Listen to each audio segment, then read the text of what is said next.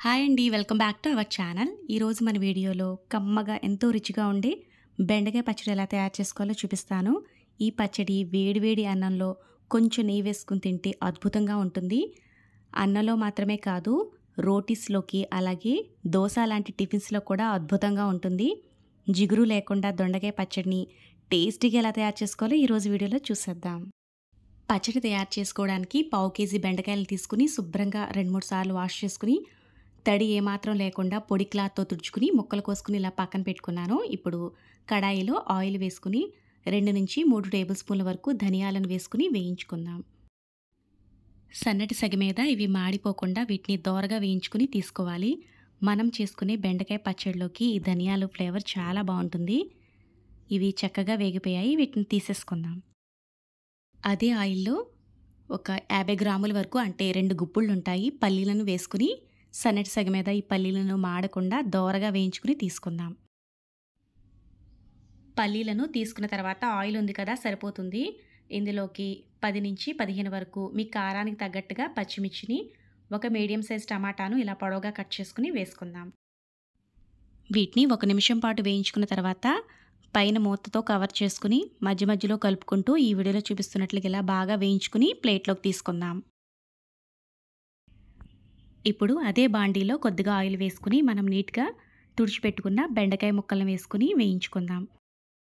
బెండకాయ ముక్కలు వేసుకున్న వెంటనే పైన మూతతో కవర్ చేసేసుకుంటే మనకి జిగురుగా వచ్చేస్తుంది. మూత పెట్టకుండా మీడియం ఫ్లేమ్లో పెట్టుకుని స్టవ్ని ఒక 5-6 నిమిషాల వరకు బాగా వేయించుకోవాలి. ఈ వీడియోలో చూపిస్తున్నట్లుగా ఇలా బెండకాయ ముక్కలు కొంచెం సాఫ్ట్గా అయ్యాయి కదా. ఇప్పుడు మూతతో కవర్ చేసుకుని మరి కాసేపు వేయించుకుందాం. మధ్య మధ్యలో కలుపుకుంటూ ఉందాం. అలా వదిలేస్తే మాడిపోతాయి. ఇలా కలుపుకుంటూ వీటిని బాగా వేయించుకోవాలి. అప్పుడే పచ్చడి టేస్టీగా ఉంటుంది. బెండకాయ ముక్కలు వేయించుకున్నప్పుడు ఇందులో సాల్ట్ వేస్తే ముక్కలు మనకి సాఫ్ట్గా అలాగే జిగురుగా వచ్చేస్తాయి. ఇలా సాల్ట్ వేయకుండా వేయించుకుంటే మనకి పచ్చడి జిగురు లేకుండా బాగుంటుంది. ఇక్కడ బెండకాయ ముక్కలు కూడా చక్కగా వేగిపోయాయి. వీటిని గిన్నెలోకి తీసుకుని పూర్తిగా చల్లారిన తర్వాత మిక్సీ పట్టుకుందాం. బెండకాయ ముక్కలు కొంచెం చల్లారేలోగా మిక్సీ జార్ తీసుకుని ఇందులోకి ముందుగా వేయించి పక్కన పెట్టుకున్న ధనియాలు, 1 టేబుల్ స్పూన్ జీలకర్ర, వేయించుకున్న పల్లీలను వేసుకుందాం. అలాగే ఇక్కడ 10 వరకు వెల్లుల్లి రెమ్మలను వేస్తున్నానండి.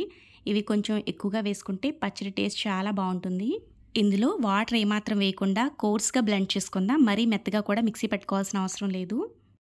ఈ వీడియోలో చూపిస్తున్నట్లుగా ఇలా కోర్స్గా బ్లెండ్ చేసుకున్న తర్వాత ఇందులోకి 2 రెమ్మల చింతపండు వేసుకుందాం. చాలా తక్కువ అండి. ఎక్కువగా వేసేసిన పుల్ల పుల్లగా పచ్చడి బాగోదు. ఈ పచ్చడి కమ్మగా బాగుంటుంది. ఇలా కొంచెం తక్కువగానే ఇందులో చింతపండు పడుతుంది.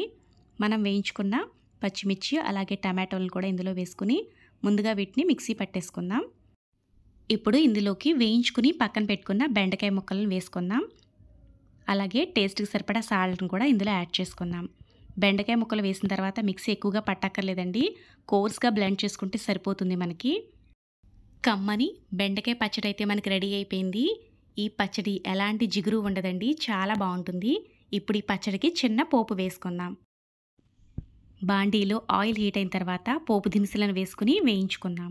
ఈ పోపులు కొంచెం వేగిన తర్వాత 2 ఎండుమిరపకాయ ముక్కలు, కొద్దిగా కరివేపాకు వేసుకుని వేయించుకుందాం. ఇవైతే చక్కగా వేగిపోయాయి. ఇప్పుడు ఇందులోకి ఒక పావు టీ స్పూన్ పసుపు పొడిని వేసుకుని ఒకసారి ఇలా కలుపుకుంటే సరిపోతుంది. పసుపు వేసిన తర్వాత ఎక్కువసేపు వేయించుకోక్కర్లేదు. ఇందులోకి మనం మిక్సీ పట్టి పక్కన పెట్టుకున్న బెండకాయ పచ్చడిని వేసేసుకుని ఒకసారి అంతా కలిసినట్టుగా బాగా మిక్స్ చేసుకుందాం. సన్నటి సెగ మీదే ఉంచుకుని 1 నిమిషం పాటు పచ్చడి అంతా కలిసినట్టుగా కలుపుకుంటే ఇందులో ఎక్స్ట్రా జిగురు లాంటిది ఏమన్నా ఉంటే మనకి జిగురు లేకుండా ఉంటుంది. ఇలా కలుపుకోవడం వల్ల పచ్చడి అయితే మనకి రెడీ అయిపోయిందండి. సర్వింగ్ బౌల్లోకి తీసేసుకుందాం. చూసారు కదా, చాలా సింపుల్గా చాలా ఈజీగా తయారు చేసేసుకోవచ్చు. టేస్ట్ అయితే ఇంక చెప్పక్కర్లేదండి. అద్భుతంగా ఉంటుంది. ఎలాంటి జిగురు కూడా ఉండదు ఈ పచ్చడి మనకి. వేడి వేడి అన్నంలో కొంచెం నెయ్యి వేసుకుని తింటే అసలు జన్మలో మర్చిపోలేరు. అంత టేస్టీగా ఉంటుంది. మీరు కూడా ఒకసారి ట్రై చేసి మీకు ఎలా వచ్చిందో కామెంట్ చేయండి. వీడియో కనుక మీకు నచ్చితే ప్లీజ్ లైక్ చేసి ఇలాంటి మరిన్ని వీడియోల కోసం కొత్తగా చూసేవాళ్ళైతే ఛానల్ని సబ్స్క్రైబ్ చేసుకోండి.